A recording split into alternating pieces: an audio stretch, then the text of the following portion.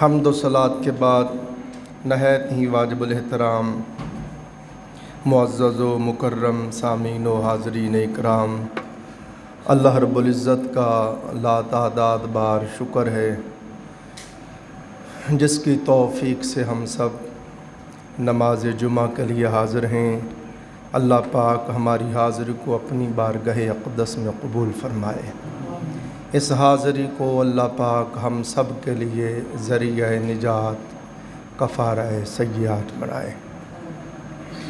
عزیزان محترم، ہم نے پچھلے جمعۃ المبارک کے موقع پر تاجدار کائنات، فخر موجودات، احمد مجتبیٰ محمد مصطفیٰ صلی اللہ علیہ وآلہ وسلم کے اختیارات کے موضوع پر گفتگو شروع کی۔ اختیارات مصطفیٰ صلی اللہ علیہ وآلہ وسلم کے موضوع پر گفتگو کا ایک حصہ آپ نے سماعت فرمایا۔ آج دوسرے حصے پر ہم گفتگو کریں گے جو نہایت اہم ہے اور وجد آفرین ہے، اور انشاءاللہ العزیز اگلے جمعے پھر اس کے تیسرے حصے پر ہم گفتگو کریں گے۔ آپ اگر محبت کے ساتھ سماعت فرمائیں، قلب و باطن میں ان دلائل کو جاگزین کریں، بسم اللہ، تو کوئی بھی آپ کو آپ کے مسلک حقہ سے، اس کی حقانیت سے ہلا نہیں سکتا، متزلزل نہیں کر سکتا۔ وہی لوگ ڈولتے ہیں جن کے پاس علم نہیں ہوتا، جن کے پاس دلائل نہیں ہوتے۔ تو آپ تشریف لاتے ہیں، میں آپ کے لیے دیدہ و دل فرش راہ کرتا ہوں اور کوشش کرتا ہوں کسی بھی موضوع پر گفتگو کروں تو جس بھی موضوع پر کر رہے ہیں دلائل کے آپ کے سامنے انبار لگا دو، خوب سیراب ہو جائیں آپ۔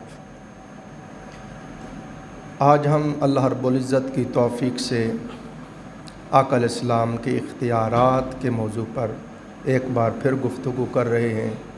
پچھلے جمعے میں نے جو ابتدائیہ تھا، مقدمہ تھا، اس میں عرض کر دی کہ سرور دو جہاں صلی اللہ علیہ وآلہ وسلم کے پاس جو بھی اختیارات ہیں، جو بھی کمالات ہیں، وہ اللہ رب العزت کے عطا کردہ ہیں۔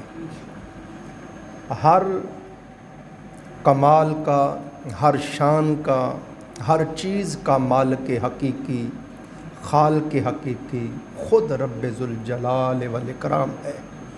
بسم اللہ۔ اور آقا علیہ الصلوۃ والسلام کے پاس جو بھی کمالات ہیں، حسن و جمال ہو، معجزات ہوں، علم ہو، اختیارات ہوں، وہ سارے کے سارے اللہ رب العزت کے عطا کردہ ہیں۔ آقا علیہ السلام اللہ کی مخلوق ہیں، اللہ خالق ہے۔ حضور علیہ السلام عبد ہیں، اللہ معبود ہے۔ حضور علیہ السلام ساجد ہیں، اللہ مسجود ہے۔ آقا علیہ السلام اللہ کی بارگاہ میں ادنا ہیں اور رب ذوالجلال اعلیٰ ہے۔ تو حضور علیہ السلام کو جتنا رب نے چاہا علم عطا فرمایا، جتنے رب نے چاہے اختیار عطا فرمائے۔ جو بھی حضور علیہ السلام کے پاس کمال ہے وہ حضور کا اپنا ذاتی نہیں ہے، وہ اللہ کا عطائی ہے۔ یہاں پر لوگ ڈنڈی مارتے ہیں، ظلم کرتے ہیں، اپنی قبر بھاری کرتے ہیں، بددیانتی کرتے ہیں، خیانت کرتے ہیں، ہمارے اوپر تہمت لگاتے ہیں اور بات کو ڈگمگ کر دیتے ہیں، خلط ملط کر دیتے ہیں۔ تو اس لیے میں نے آپ کو ابتداً عرض کر دیا کہ حضور علیہ الصلوۃ والسلام اللہ کے بندے ہیں، اللہ کی مخلوق ہیں، اللہ کے نبی ہیں، اور اللہ نے جتنا اختیار حضور کو عطا کیا وہ اللہ کا ہی عطا کردہ، جو رب نے چاہا حضور کو عطا فرمایا۔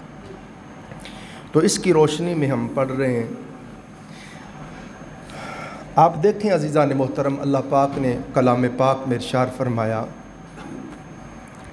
اینما تکونوا یدرککم الموت ولو کنتم فی بروج مشیدہ۔ پہلی دلیل دے رہا ہوں، ہم تنگوش ہو جائیں۔ اللہ پاک نے فرمایا تم جہاں کہیں بھی ہوگے موت تمہیں دبوچ لے گی، بھلے تم مضبوط قلعوں میں موجود ہو۔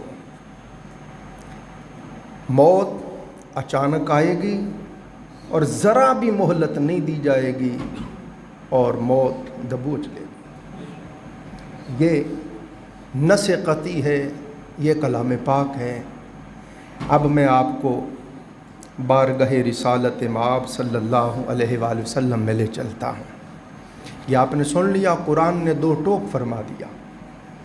جن لوگوں کا یہ عقیدہ، خیال اور گمان ہے اور غلط فہمی ہے، وہ سمجھتے ہیں کہ آقا علیہ السلام فقط ایک انسان ہے انسانوں کی طرح، اور نعوذ باللہ وہ الفاظ لکھتے ہیں کہ نعوذ باللہ حضور علیہ السلام ایک قاصد اور ڈاکیہ کی طرح تھے، بس اللہ کا پیغام پہنچانے والے تھے، اور عظمت مصطفیٰ صلی اللہ علیہ وآلہ وسلم کا ان کو ادراک نصیب نہیں ہوا۔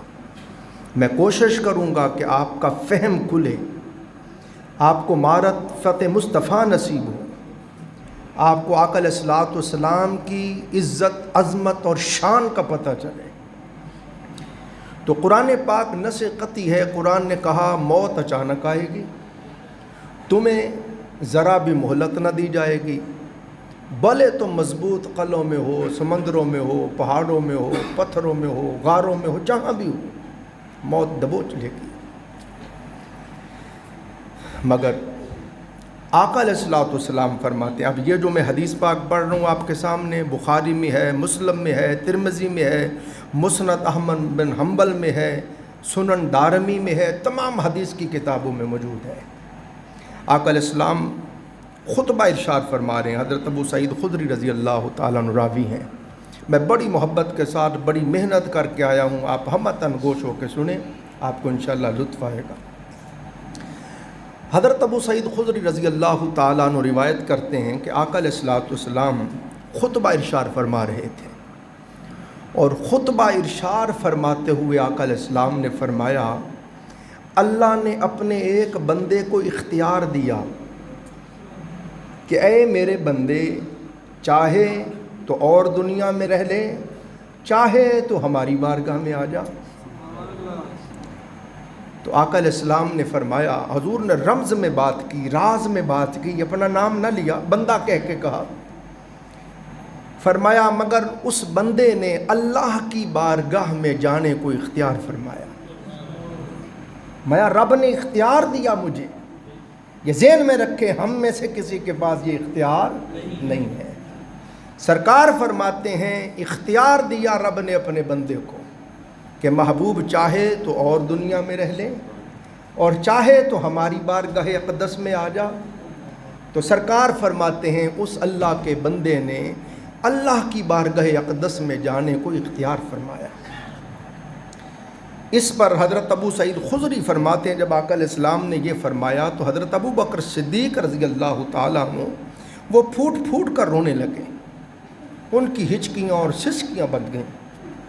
تو میں نے کہا عجیب بات ہے، حضور علیہ السلام کسی اللہ کے بندے کی بات کر رہے ہیں، تو ابو بکر صدیق اس بزرگ کو پتہ نہیں کیا اس بات پہ کیوں روئے جا رہے ہیں۔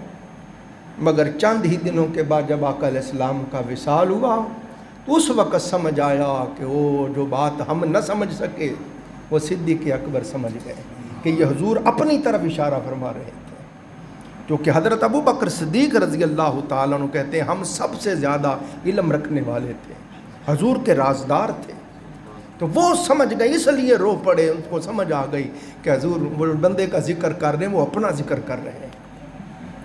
اسی طرح ایک اور حدیث دوں، اس میں آپ نے غور کیا، ہم میں سے کسی کو اختیار نہیں، ذرا بھر مہلت نہ دی جائے گی، جب موت کا وقت آئے گا اچانک موت آئے گی اور بغیر کسی تعمل کے دبوچ لے گی۔ مگر حضور علیہ السلام فرماتے ہیں مجھے اختیار دیا گیا۔ دوسری حدیث پاک سنا رہا ہوں، یہ بھی بخاری میں، مسلم میں، ابن ماجہ میں، موطا امام مالک، سب حدیث کی کتابوں میں ہے۔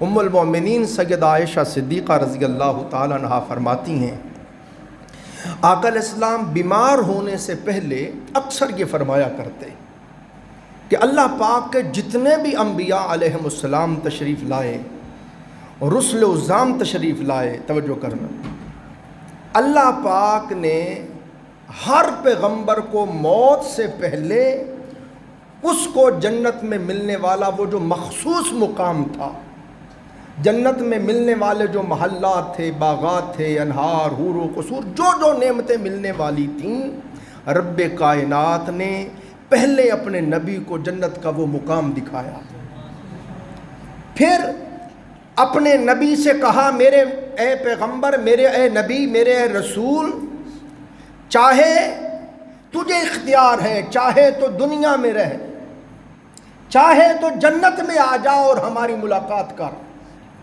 ہمارے پاس آ جا۔ آقا علیہ السلام فرماتے ہیں ہر نبی کو اختیار دیا گیا، کہاں ہم کہ ہمیں اچانک موت آ کے دبوچ لیتی ہے، اور کہاں انبیاء علیہ السلام کہ ان کو جنت اور جنت کے مدارج اور مقام دکھائے جاتے ہیں اور بتایا جاتا ہے چاہو تو اس دنیا فانی میں رہتے رہو اور چاہو تو اس عالم باقی میں آ جاؤ، چاہو تو جنت میں ہماری حضوری میں آ جاؤ۔ اور یہ تو عام انبیاء کا مرتبہ ہوا، پھر سوچو امام الانبیاء کا درجہ کیا ہوگا۔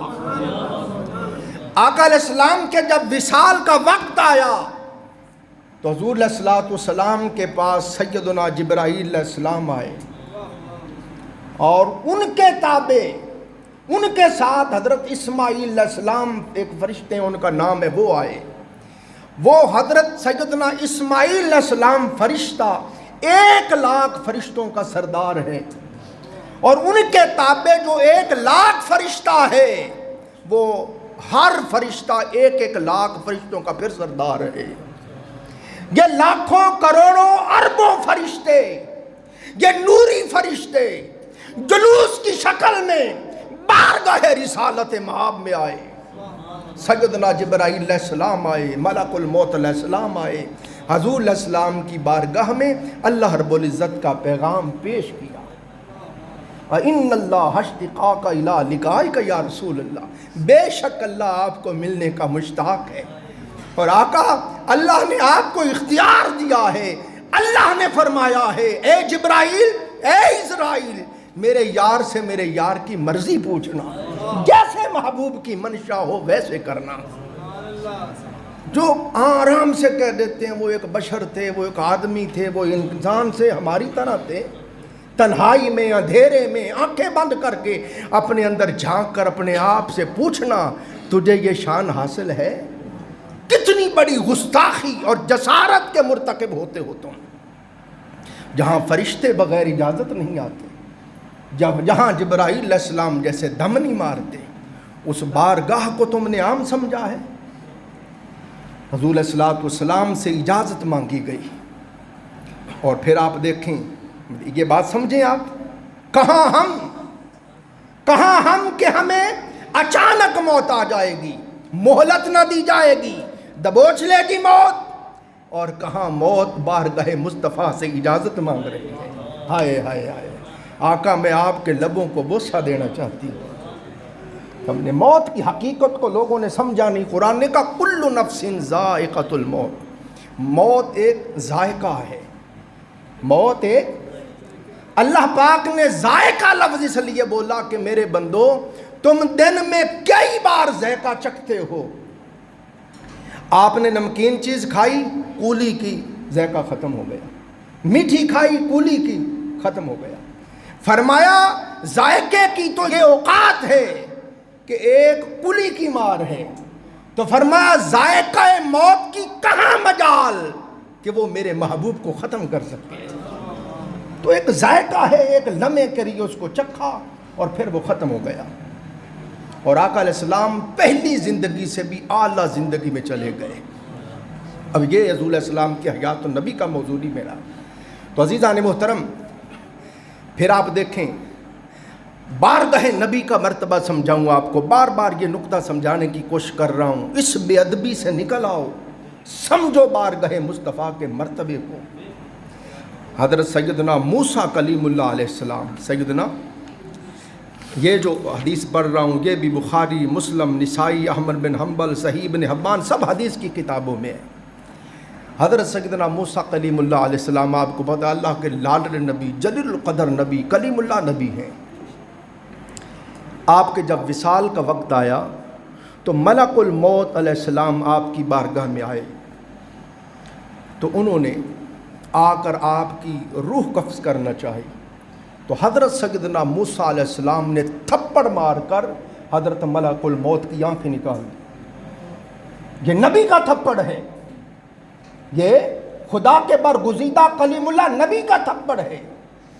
فرشتے کی طاقت کو آپ جانتے نہیں، یہ اور ایک چیز بحث طلب ہے۔ علماء نے، عرفاء نے بیان کیا وہ اللہ کے نبی تھے، خدا کے بھیجے ہوئے تھے، وگرنہ نبی کا تھپڑ تو 7 زمینیں اور 7 آسمانوں کو مارا جائے تو کائنات کو ریزہ ریزہ کر کے رکھ دے۔ سمجھے؟ مولانا انور شاہ کشمیری انہوں نے یہ بات کہی، انہوں نے کہا موسیٰ علیہ السلام تھپڑ مار دے، 7 زمینوں 7 آسمان ریزہ ریزہ ہو جائے۔ حضرت ملک الموت کی تو صرف آنکھیں نکلی، چونکہ وہ فرشتے تھے اور رب کے بھیجے ہوئے تھے، رب کے نمائندہ تھے، اللہ کے حکم سے آئے تھے۔ تو جب آنکھ نکال دی، اپنی آنکھ کا ڈھیلا ہاتھ پر رکھ کے اللہ کی بار، وہ فرشتہ ملک الموت اللہ کی بارگاہ میں آ گئے کہ یا اللہ تیرے نبی نے تو میری آنکھیں نکال دی ہے۔ سمجھے نبی کا مرتبہ؟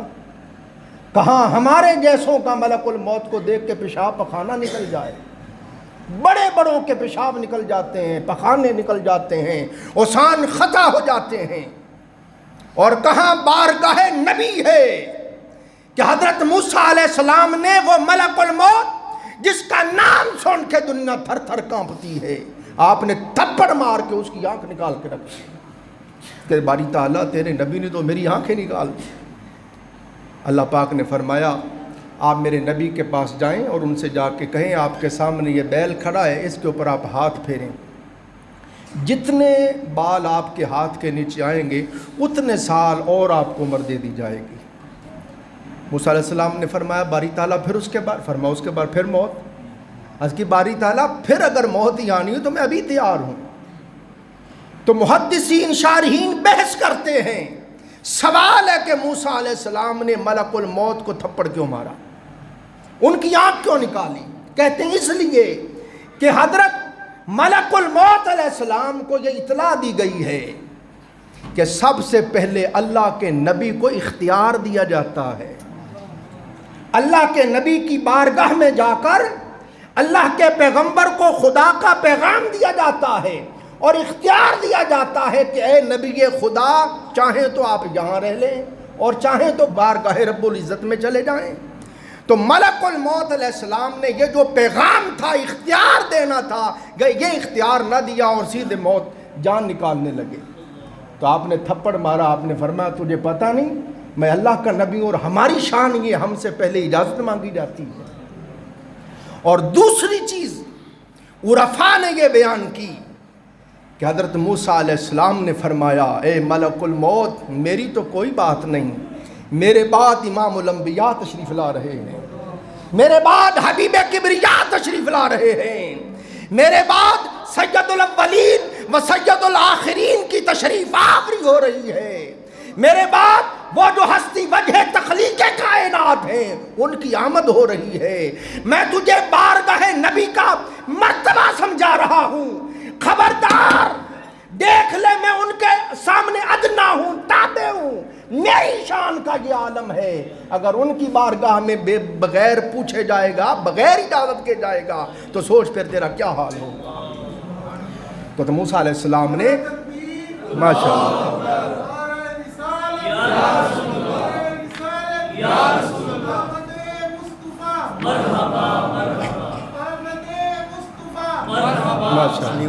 تو یہ نقطہ آپ سارے دوست سمجھ گئے۔ اس کے اوپر اب لگا کے دیکھتے رہنا کہ حضور علیہ الصلوۃ والسلام کا مرتبہ کیا ہے اور حضور علیہ السلام کے سامنے ہماری اوقات کیا ہے، سمجھے بات؟ تو عزیزان محترم پھر آگے پڑھ رہا ہوں۔ آقا علیہ السلام نے عید والے دن فرمایا، یہ بھی بخاری میں، مسلم میں، نسائی میں، جامع ترمذی میں، سب حدیث کی کتابوں میں ہے۔ آقا علیہ الصلوۃ والسلام نے عید والے دن فرمایا کہ آج ہم سب سے پہلا جو کام کریں گے وہ یہ ہے کہ نماز عید ادا کریں گے. جب سورج طلوع ہو جائے گا تو نماز عید ادا کریں گے اور اس کے بعد ہم اپنی قربانیاں پیش کریں گے. جس نے ایسا کیا وہ میری سنت کو پہنچا، اس کی قربانی قبول ہو گئی. اور جس نے اس سے پہلے نماز پڑھنے سے پہلے میرے قربانی کرنے سے پہلے قربانی کر لی تو وہ اس نے اپنے گھر والوں کے لیے صرف گوشت بنایا ہے، قربانی اس کی کوئی نہیں ہوئی. اب ایک صحابی تھے جن کا نام ابو بردہ بن نیار رضی اللہ تعالیٰ عنہ ہے. توجہ کریں بات، باری تعالیٰ کیا بات ہوئی؟ جانور تیرے لیے لایا ہے، تیری رضا کے لیے بڑی محبت سے پالا ہے، تیرا نام لے کے بسم اللہ اللہ اکبر کہہ کے ذبح کیا ہے، تو باری تعالیٰ یہ قربانی قبول کیوں نہیں ہوئی؟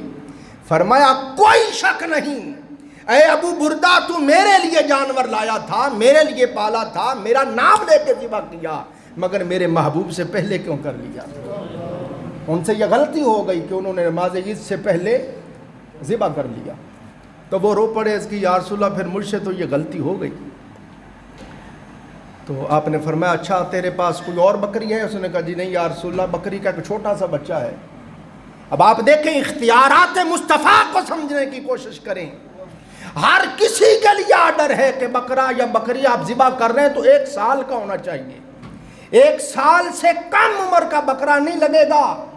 ہر کسی کے لیے یہی حکم ہے. مگر ابو بردہ سے کہا اچھا تو وہ بکری کا چھوٹا بچہ ہی کر دے، تیری طرف سے وہی قربانی ہے. کسی اور مائی کے لال کی جرت ہے تو وہ سینے پہ ہاتھ رکھ کے کھڑا ہو اور کہے جی میں بھی اگر کسی کو چاہوں تو میں بھی 6 مہینے کے بکری کے بچے کی اجازت دے سکتا ہوں. ہے کسی کی جرت؟ تو پھر آپ اور حضور ایک جیسے کیسے ہو گئے؟ پھر آقا علیہ الصلوۃ والسلام نے حکم فرمایا، جب حاجی حج پہ جاتے ہیں تو منع میں آپ کو پتہ ہے رات گزارتنی ہوتی ہیں، راتیں منع میں. تو حضرت امام شافعی رحمۃ اللہ علیہ اور امام مالک اور امام احمد بن حنبل ان کے قریب منع کی راتیں حاجی کے لیے واجب ہیں منع میں گزارنا، مگر حضرت امام اعظم حنیفہ، ابن عباس اور امام حسن بصری کے قریب سنت ہیں. تو 3 ائمہ جو میں نے پہلے بیان کیے ان کے قریب واجب ہے.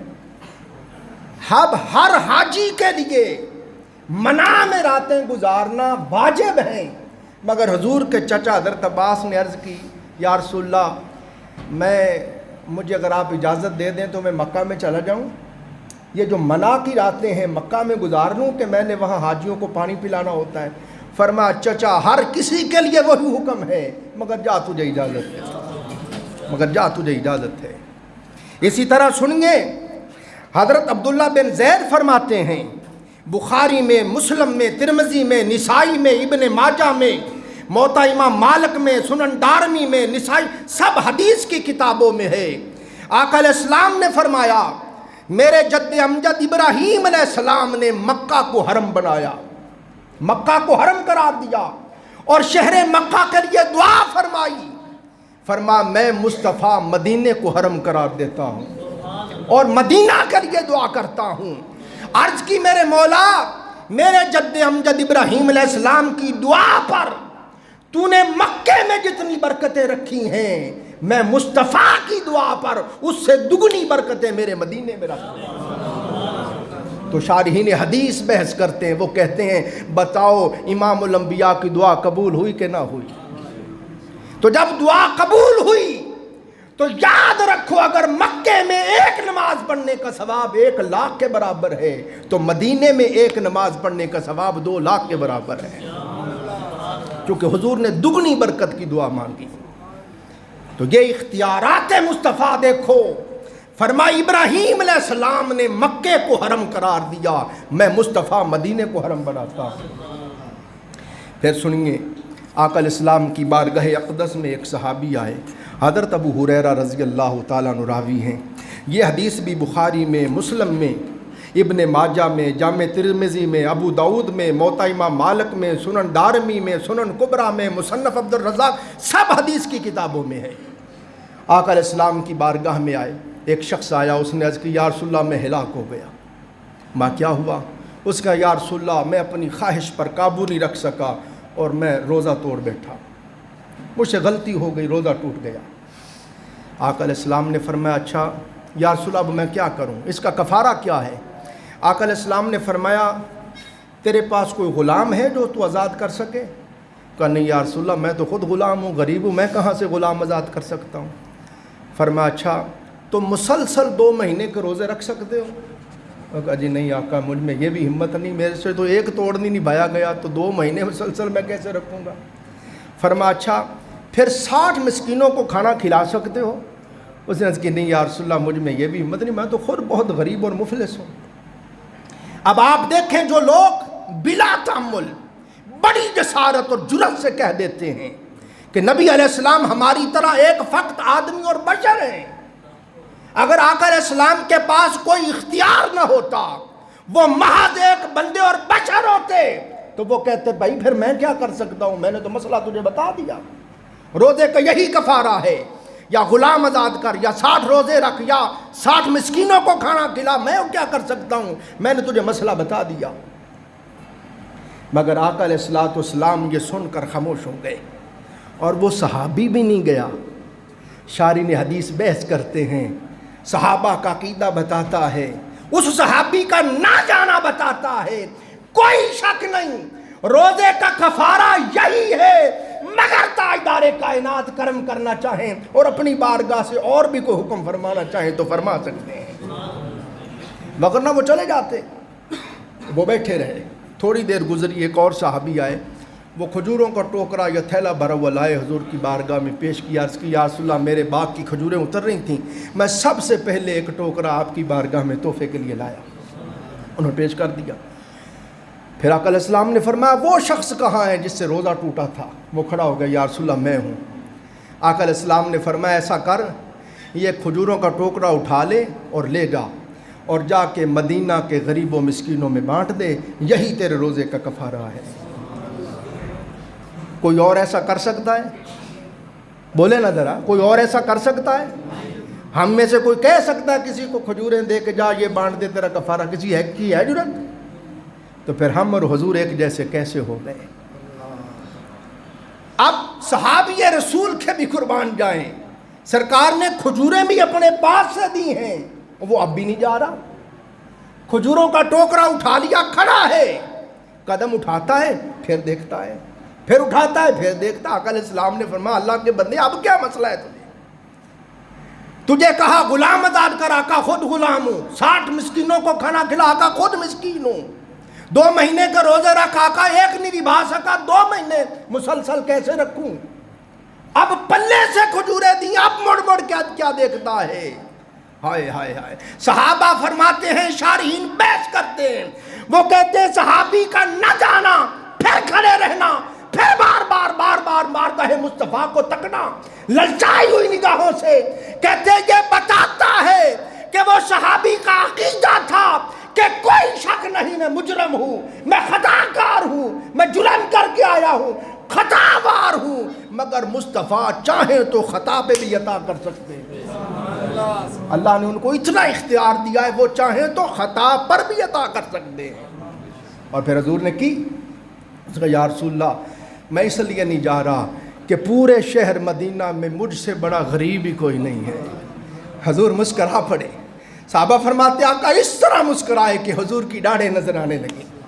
حضور کا مسکرانا بتاتا ہے کہ میرے غلام جانتے ہیں اللہ نے مجھے مختار کل بنایا ہے۔ حضور علیہ السلام مسکرا پڑے اور فرمایا اچھا جا پھر گھر لے جا، تو کھا، بیوی بچوں کو کھلا، یہی تیرے روزے کا کفارہ ہے۔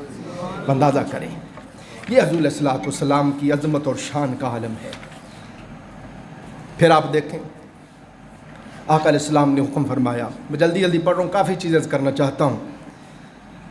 آقا علیہ السلام نے ارشاد فرمایا جو شخص دنیا میں ریشم کا لباس پہنے گا وہ جنت کے ریشم سے محروم رہے گا۔ جنتیوں کو جنت میں ریشم کے لباس پہنائے جائیں گے، نرم ملائم ریشم و دیباج کے لباس، عالی شان جبے پہنائے جائیں گے، پوشاکیں پہنائی جائیں گی، مگر فرمایا جو دنیا میں مرد ریشم پہنتا رہا وہ جنت کے ریشم سے محروم رہے گا۔ پھر حدیث پاک میں آیا، ابو موسیٰ اشعری رضی اللہ فرماتے ہیں، بخاری مسلم ترمذی سب حدیث کی کتابوں میں آقا علیہ السلام نے ارشاد فرمایا، ریشمی کپڑا پہننا اور سونے چاندی کے زیور پہننا یہ میری امت کے مردوں پر حرام ہے۔ عورتیں پہن سکتی ہیں، مردوں پر سونا پہننا، مردوں پر سونا پہننا 4.5 ماشے کی ایک نگ والی انگوٹھی مرد پہن سکتا ہے، یہ حضور علیہ السلام کی سنت ہے۔ ایک نگ والی 4.5 ماشے کی چاندی کی انگوٹھی اس سے زیادہ نہیں پہن سکتا۔ اور ریشم کا لباس حضور علیہ السلام نے فرمایا میری امت کے مردوں کے لیے حلال نہیں، اور سونا پہننا حلال نہیں۔ 2 حدیثیں بتا دیں، تیسری حدیث سنا رہا ہوں۔ آقا علیہ السلام نے ارشاد فرمایا جو بندہ اس دنیا میں سونے چاندی کے برتن استعمال کر لے گا اور ریشم کے لباس پہن لے گا، وہ جنت کے سونے چاندی کے برتنوں اور ریشمی لباسوں سے محروم رہے گا۔ اب سمجھ گئے، یہ حکم آ گیا اور قیامت تک کے لیے یہ سرکار پاک کا حکم ہے۔ اور آپ سب دیکھتے ہیں ہم سب نہ ریشم پہنتے ہیں نہ سونا پہنتے ہیں، ہمارے آقا کا حکم ہے۔ مگر آؤ اختیار مصطفیٰ بتاؤں، کوشش کر رہا ہوں کہ آپ کا فہم کھلے، آپ کو حضور کی معرفت نصیب ہو، آپ کو شان مصطفیٰ کا ادراک نصیب ہو۔ مطلق فرما دیا مردوں پر سونا بھی حرام ہے، سونے کے برتن بھی حرام ہیں، ریشمی لباس بھی حرام ہے۔ مگر حدیث پاک میں آتا ہے، بخاری مسلم شریف، نسائی شریف، ترمذی شریف، مسند احمد بن حنبل، حضور علیہ السلام کی بارگاہ میں حضرت زبیر آئے اور حضرت عبد الرحمن آئے۔ انہوں نے عرض کی یا رسول اللہ ہم بچپن سے ریشمی لباس پہنتے ہیں، ہم کوئی اور کپڑا پہنتے ہیں ہمیں خارش ہونے لگ جاتی ہے، ہمیں کھجلی خارش ہوتی ہے، تو ہم سے ریشم کے سوا کوئی لباس نہیں پہنا جاتا۔ وہ نبی جو اپنا لعاب دہن لگائیں تو مولا علی کی آنکھ درست ہو جائے، وہ نبی جو اپنا لعاب دہن قتادہ کی نکلی ہوئی آنکھ پر لگا کے واپس رکھے تو آنکھ درست ہو جائے، وہ نبی حضرت عبداللہ بن عتیق کی ٹوٹی ہوئی ٹانگ پہ ہاتھ پھیریں ٹانگ درست ہو جائے۔ چاہتے تو ان صحابہ کو ہاتھ پھیرتے، فرماتے جاؤ اللہ کے کرم سے اب کبھی تمہیں خارش نہیں ہوگی۔ مگر حضور علیہ السلام نے چاہتے تو یہ کر سکتے تھے، یہ نہیں کیا، بلکہ اپنی شان امت پر ظاہر کی اور امت کو بتایا لوگوں چاہوں تو ویسے شفا بھی اللہ سے لے کے دے سکتا ہوں، مگر میں بتانا چاہتا ہوں میرے اختیار کا یہ عالم ہے، ہر مرد کے لیے ریشم بھی حرام ہے، سونا بھی حرام ہے، مگر اے زبیر، اے عبد الرحمن، تمہارے لیے ریشم میں حلال کرتا ہوں، تمہیں اجازت ہے، تم روز ریشمی لباس پہن سکتے ہو۔ سنیے اسی طرح عزیزان محترم قرآن پاک میں ہے یا ایھا الذین آمنوا اذا قمتم الی الصلاۃ فاغسلوا وجوہکم وایدیکم الی المرافق وامسحوا برؤوسکم وارجلکم الی الکعبین۔ یہ قرآن پاک ہے، یہ نصیحتی ہے۔ جب تم نماز پڑھنے کے لیے کھڑے ہو اپنے چہروں کو دھو، اپنے بازوؤں کو کوہنیوں سمیت، اپنے سروں کا مسح کرو اور اپنے دونوں پاؤں دھو ٹخنوں سمیت۔ توجہ کریں، یہ نصیحتی ہے، یہ اللہ کا حکم ہے، قرآن پاک ہے۔ مگر یہ فرض ہو گیا نا، یہ 4 اعضاء کو دھونا وضو میں فرض ہے، اگر ہم نہ دھوئیں تو وضو نہیں ہوگا، تو وضو نہیں ہوگا تو نماز نہیں ہوگی۔ مگر آؤ تمہیں شان مصطفیٰ بتاؤ۔ آقا علیہ السلام ایک سفر میں ہیں، حضور علیہ السلام قضائے حاجت کے لیے تشریف لے گئے، پھر واپس آئے۔ حضرت مغیرہ بن شعبہ حضور کے صحابی ہیں، وہ فرماتے ہیں میں حضور علیہ السلام کو وضو کروانے لگا، تو جس طرح سرکار کی سنت ہے وضو فرماتے گئے حضور، پھر انہوں نے چہرہ دھویا، بازو دھوئے، سر کا مسح کیا، مگر جب پاؤں دھونے کی باری آئی تو آقا علیہ السلام نے موزے پہنے ہوئے تھے، حضور علیہ السلام نے موزے اتارے نہیں، موزوں کو اوپر ایسے ہاتھ پھیر دیا، دایاں ہاتھ دائیں پاؤں پہ اور بایاں ہاتھ اوپر والی سائڈ پہ۔ تو اب دیکھیں قرآن کہتا ہے یہ فرض ہے تمہارے لیے منہ دھونا، بازوؤں کو دھونا، سر کا مسح کرنا اور پاؤں دھونا، قرآن کا حکم ہے، نص قطعی ہے، یہ فرض ہے۔ مگر اختیار مصطفیٰ دیکھیے، فرمایا اے لوگوں کوئی شک نہیں، قرآن کا حکم یہی ہے، فرض یہی ہے، مگر میں مصطفیٰ تمہیں اجازت دیتا ہوں اگر کسی نے موزے پہنے ہوئے ہوں اور وہ مقیم ہو، مسافر نہ ہو، تو 1 دن 1 رات وضو کر کے موزے پہن لیں، اور پھر 1 دن 1 رات جب بھی وضو ٹوٹے سارا وضو کرے مگر پاؤں کی باری آئے تو مسح کر لے، اس کا وضو ہو جائے گا۔ اگر مسافر ہو تو 3 دن اور 3 دن کی اجازت دیتا ہوں۔ یہ حضور علیہ السلام کا اختیار، اللہ کا حکم وہی تھا۔ چہرہ دھونا فرض ہے، بازو دھونا فرض ہے، مسح کرنا، پاؤں دھونا فرض ہے، مگر حضور نے اپنا اختیار بروئے کار لاتے ہوئے فرمایا جاؤ اگر موزے پہنے ہوئے مسح ہی کر لو، کافی ہے۔ قرآن بیان کرتا ہے وَقَاتِلُوا فِي سَبِيلِ اللَّهِ، مطلق فرمایا اللہ کے لیے لڑو، جہاد کرو، قتال کرو، جانے لڑاؤ، مطلق فرمایا، قید نہیں لگائی یہ نہ کرے یہ نہ کرے۔ ایک صحابی آ گئے، عرض کی یا رسول اللہ میں جنگ پہ جانا چاہتا ہوں، جہاد کے لیے جانا چاہتا ہوں، اجازت لینے آیا ہوں۔ فرما تیرے ماں باپ ہیں؟ عرض کی جی آقا ہیں۔ فرما ہر کسی کے لیے رب کا وہی حکم ہے، مگر تجھے فرماتا ہوں جا ماں باپ کی خدمت کر، تیرا یہی جہاد ہے، تیرا یہی جہاد ہے۔ سنیے آقا علیہ الصلوۃ والسلام نے، حضرت مولا علی سرکار نے وضو کیا اور وضو کے بعد کھڑے ہوئے، وضو کا بچا ہوا پانی مولا علی سرکار نے پی لیا کھڑے ہو کے۔ آقا علیہ السلام نے زمزم کا پانی سب کے سامنے کھڑے ہو کے پیا۔ تو حضور علیہ الصلوۃ والسلام، اور حدیث پاک میں آتا ہے آقا علیہ السلام نے ایک صحابی کھڑے ہو کے پانی پی رہے تھے ان کو ڈانٹا، اور ایک روایت میں حضور علیہ السلام نے فرمایا جو بھول کر کھڑا ہو کے پانی پی لے اس کو کہہ کر دے۔ مگر یہاں آپ دیکھیں کہ آقا علیہ الصلوۃ والسلام جو فرما رہے کھڑے ہو کے پانی نہ پیو، یہاں آقا علیہ السلام نے وضو کے بچے ہوئے پانی کو کھڑے ہو کے پینا اپنی سنت قرار دے دیا۔ زمزم کے پانی کو کھڑے ہو کر پینا اپنی سنت قرار دے دیا۔ مگر اس پر میں آپ کو بتاؤں، استاد علامہ غلام سعیدی صاحب نے بڑی بحث کی ہے۔ انہوں نے کہا جب حضور علیہ السلام نے کھڑے ہو کر پانی پیا ہے تو جواز ہے کھڑے ہو کر پانی پینے کا، کہ کوئی ایسی جگہ ہے، کوئی معقول بیٹھنے کی جگہ نہیں ہے، مناسب جگہ نہیں ہے، تو آپ کھڑے ہو کر بھی پانی پی لیں تو یہ بھی سرکار کی سنت ہے، مگر اس کو معمول نہ بنائیں۔ آپ سنتے جائیں، بس ختم کر رہا ہوں۔ پھر آقا علیہ الصلوۃ والسلام کی شان پاک دیکھیں۔